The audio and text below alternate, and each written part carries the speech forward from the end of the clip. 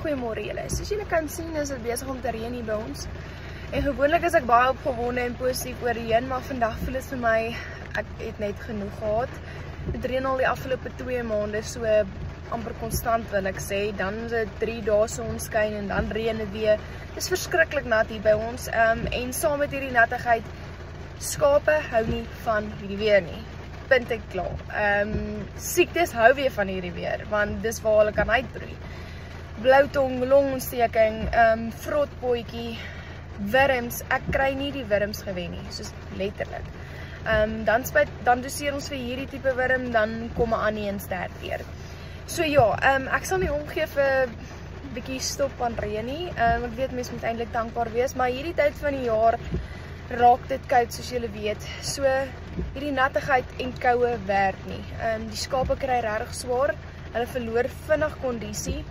En dis oor die algemeen net nie lekker om hulle so te sien nie. Ons slaapplek of waar ons hulle laat slaap in die aand, ons hardloop uit kampe uit, soos wat dit besmet is. So ja, mens wil nie negatief wees nie, maar tog wil mens realisties wees en die realiteit is, skape hou nie van hierdie weersomstandighede nie. So ek gaan vir julle wys hoe dit die afgelope 2 maande hier by ons gelyk het. Ek dink ons het al 50, as dit nie meer is nie, skape verloor. Dit so lank langs die boek gevat, want dit is eintlik, dit maak my negatief en glad nie lekker voel as ek sien, hoor hierdie is dit, hierdie is dit. Om vir julle 'n idee te gee, een dag gaan dit baie goed en die volgende dag is dit weer downfall. 'n Lam byvoorbeeld sal vanoggend piekfyn wees en vanaand wil hy nie opstaan nie, of so siek is hy, of vanaand is alsnog reg, môreoggend is hy dood. In laasweek oggend hier gekom, dis al 5 skape dood. En dan is dit nou 'n kombinasie tussen volwasse skape, jong rammetjies of jong ooitjies en dan natuurlik klein lammers, die jongste lammers wat nou hierdie seisoen gebore is. Ons het een van ons groot ramme verloor, so ja, dis waarmee ons besig is hier op die plaas. Hierdie is die kampie wat ons hulle die laaste 2 weke voor ingesit het. Dis hier voor die huis. Ons sit ons 'n tralie in op die onderkant dat hulle net nie 'n pad kan loop nie, maar hierdie kamp is ook nou al te veel gebruik. So, en dis eintlik nie eers 'n kamp nie, maar die afdeling. Shame, al die lammetjies wat daar onder die bome staan. So ek gaan, ons het eintlik 'n nuwe plek vir hulle moet soek.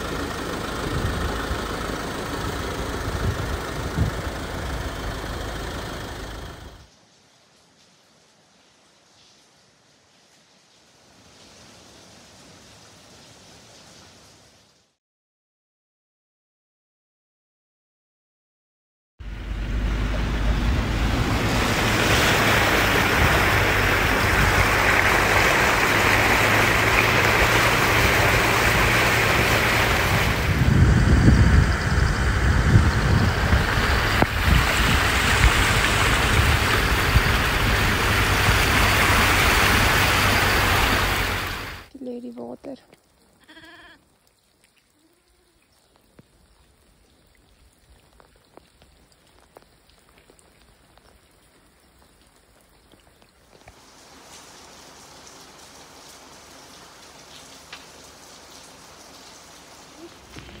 So ons het al seile begin opsit. Onder die seile is dit nat, maar daar 'n bietjie beter skuiling gee.